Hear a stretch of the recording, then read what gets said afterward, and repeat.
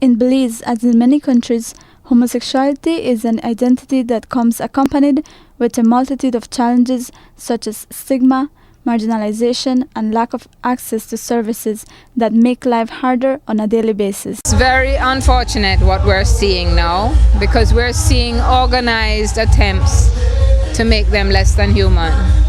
We are seeing attempts to invade their privacy, to determine their sex lives, to determine where they can live, where they can work, where they can go to school. It's particularly unfortunate.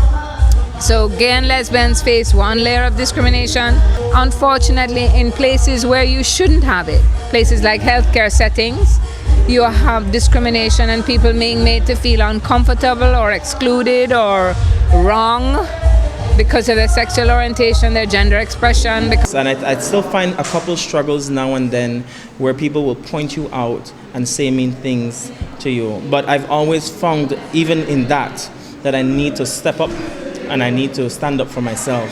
We have to take ownership of the fact that sometimes we have not helped in the efforts to discourage discrimination and stigmatization and to reduce the kinds of phobia that has reduced some people's lives to really a terrible state. No?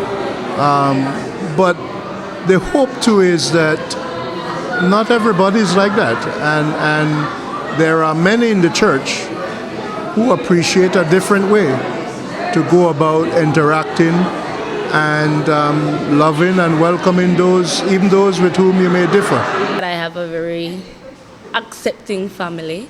I have very accepting friends. However, one of my biggest fears has been the fact that myself and my partner chose to have a child. So we did our artificial insemination locally in Belize, and as two lesbian women, there's been a lot of rumors and a lot of skepticism in regards to our family. So as a lesbian personally, I can't say that I have any dramatic stories to tell, but what I can say is the constant fear of what my child will face by having lesbian mothers. Against the struggles, or maybe because of them, many LGBT persons are embracing their identity, and by forming groups such as Petal, Our Circle, Generation Zero, and others, are seeking to empower and support each other and forge a way forward inclusive of all individuals. The people like to say we want to follow America or it's a foreign agenda and things like that. Churches are foreign agenda also, some of these churches that we look at. But my thing is, I am a human being of this country. The Constitution, we have a Constitution that is the supreme law of this country. And I would like to be protected under them. I would like to see that laws are passed to protect human beings living in this country against a person who wants to attack them verbally.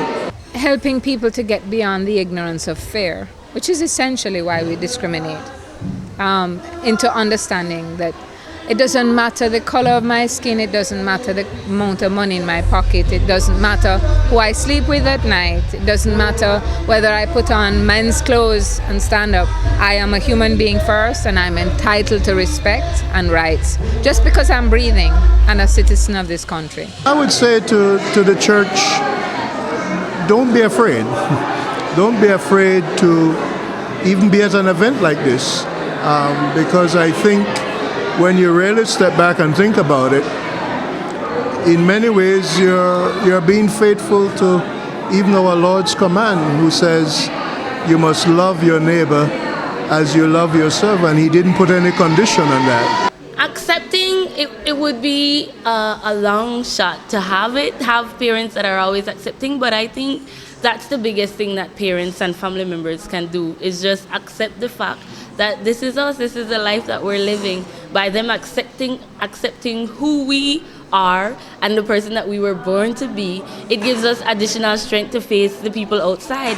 Because our family, those are the people that matters the most. What society says or what people say by meeting me for a day isn't something that phases me. the people that I need in my corner is my family. So by having supporting parents, I think that is what every person in the LGBT community needs.